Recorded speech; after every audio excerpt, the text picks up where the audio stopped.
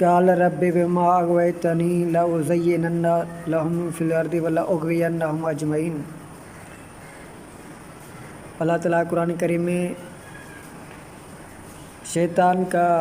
مقالہ بیان کر رہا ہے۔ اللہ تعالیٰ کا ارشاد ہے، اس نے کہا اے میرے رب، چونکہ تو نے مجھے گمراہ کر دیا ہے تو میں ضرور ان کے لیے برے کاموں کو زمین میں خوشنما بناؤں گا،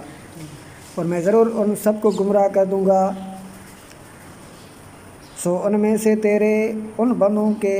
جو اصحاب اخلاص ہیں، یعنی سوائے ان میں سے تیرے ان بندوں کے جو اصحاب اخلاص ہیں۔ فرمایا مجھ تک پہنچنے کا یہی سیدھا راستہ ہے۔ اس اشکال کا جواب کہ اگر اللہ تعالیٰ ابلیس کو گمراہ کرنے کے لیے طویل عمر نہ دیتا تو لوگ گناہ نہ کرتے۔ ابلیس نے کہا میں ضرور ان کے لیے برے کاموں کو زمین میں خوشنما بنا دوں گا۔ اس لائن کا مطلب یہ تھا کہ جب میں آسمانوں کے اور حضرت آدم علیہ السلام کے دل میں وسوسہ ڈالنے اور شجر ممنوع کی طرف رغبت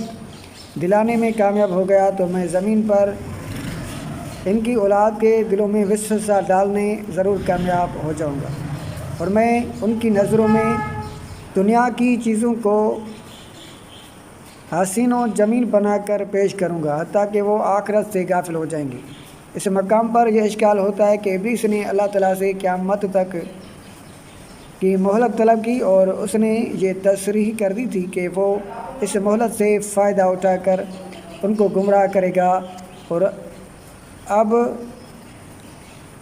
ان کو کفر اور معصیت کی طرف مائل کرے گا۔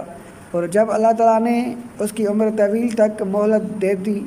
تو گویا اللہ تعالیٰ نے اس کو گمراہ کرنے کی قدرت دے دی۔ نیز اکابر انبیاء اولیاء مخلوق کو نیکی کی طرف راغب کرنے کی کوشش کرتے ہیں، اور ابلیس ان کو نیکی سے دور کرنے کی کوشش کرتا ہے۔ تو مصلحت کا تقاضا یہ تھا کہ اللہ تعالیٰ انبیاء اور اولیاء کو باقی رکھتا اور ابلیس اور اس کی ذریعہ کو فنا کر دیتا، تاکہ انسان عبادت کریں اور گناہ نہ کر سکیں۔ اس کا جواب یہ ہے کہ اللہ تعالیٰ کی حکمت کا تقاضا یہ تھا کہ انسانوں کو آزمائش میں ڈالا جائے۔ اس نے نیکی کی طرف دعوت دینے کے لیے انبیاء علیہ السلام کو بھیجا، اور اولیاء کرام اور علماء اعظام کو پیدا کیا، اور بدی کی طرف راغب کرنے کے لیے ابلیس اور اس کی ذریات کو پیدا کیا، اور خود انسان میں بھی دو قوتیں رکھ دیں۔ ایک وہ قوت اس کو دنیا کی رنگینوں کی طرف راغب کرتی ہے، اور دوسری قوت اس کو اللہ تعالیٰ کا ذکر اور اس کی عبادت کی طرف متوجہ کرتی ہے۔ اور انسان کو عقل عطا کی اور اس کو اختیار دیا کہ وہ نیکی اور بدی اور ایمان اور کفر کی ترغیبات میں سے کسی ایک کو اختیار کر لے، سو جو اور نیکی کو اختیار کرے گا وہ کامیاب ہے، اور جو کفر اور بدی کو اختیار کرے گا وہ ناکام ہے۔ قرآن مجید میں ہے وَنَفْسٍ وَمَا سَوَّاهَا فَأَلْهَمَهَا فُجُورَهَا وَتَقْوَاهَا قَدْ أَفْلَحَ مَنْ زَكَّاهَا وَقَدْ خَابَ مَنْ دَسَّاهَا۔ اور جان کی قسم اور اس کی قسم جس نے اسے درست بنایا، پھر اسے بدی اور نیکی سمجھا دی،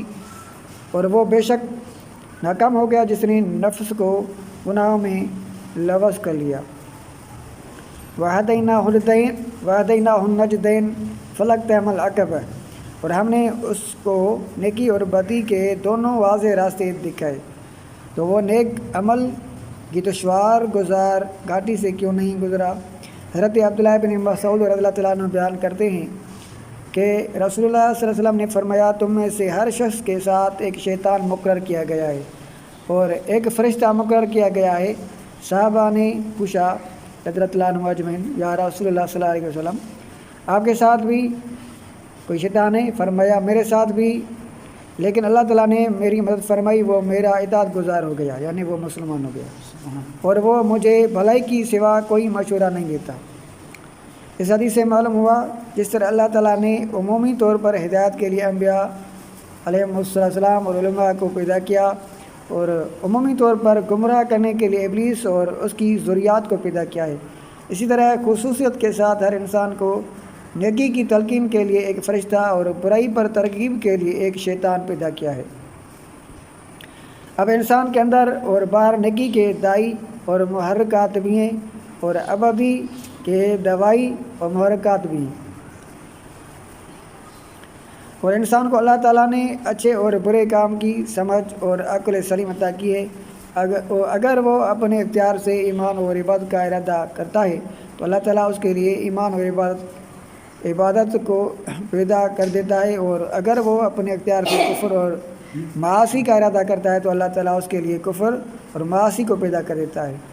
شیطان کا اس کے اوپر کوئی تصرف اور تسلط نہیں ہے، وہ وسوسہ کی صورت میں صرف برائی کی دعوت دیتا ہے، اور اس کے مقابلے میں انبیاء علیہ السلام اور اولیاء کرام اور علماء اعظام اس کو نیکی اور خیر کی دعوت دیتے ہیں۔ اللہ تعالیٰ نے اس پر خیر اور شر کے دونوں راستے واضح کر دیے ہیں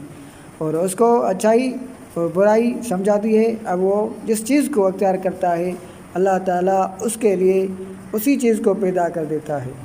اور اس پر جزا اور سزا اور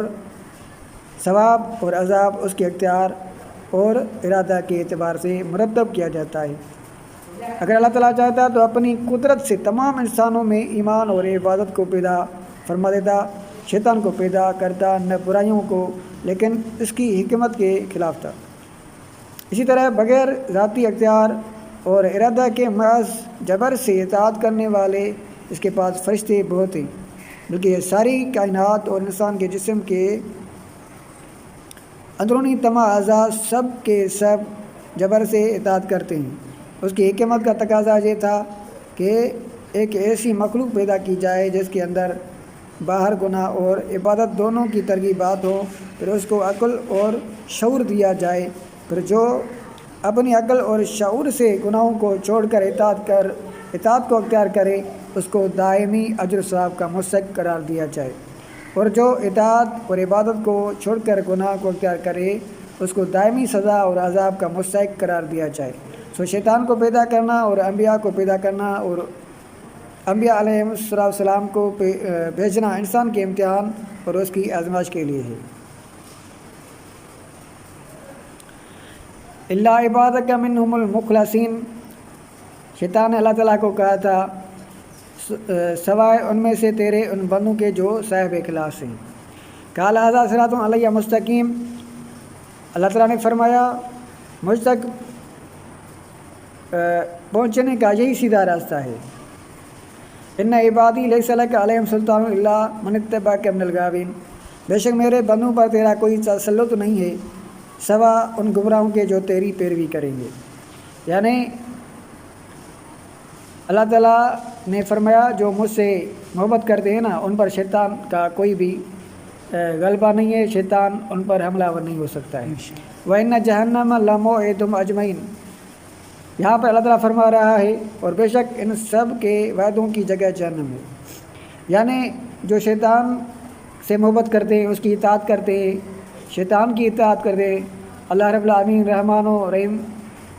کی عبادت اور اطاعت چھوڑتے ہیں، اللہ تعالیٰ کی محبت چھوڑ کر شیطان کی محبت میں دنیا کی محبت میں مبتلا ہو گئے، تو اللہ تعالیٰ نے فرمایا لَمَوْعِدُهُمْ أَجْمَعِينَ، تو ان کے ساتھ کیا عہد کیا گیا ہے، کیا وعدہ کیا گیا ہے کہ ان کے لیے جہنم ہے، سب کے سب شیطان کے ساتھ جہنم میں جائیں گے۔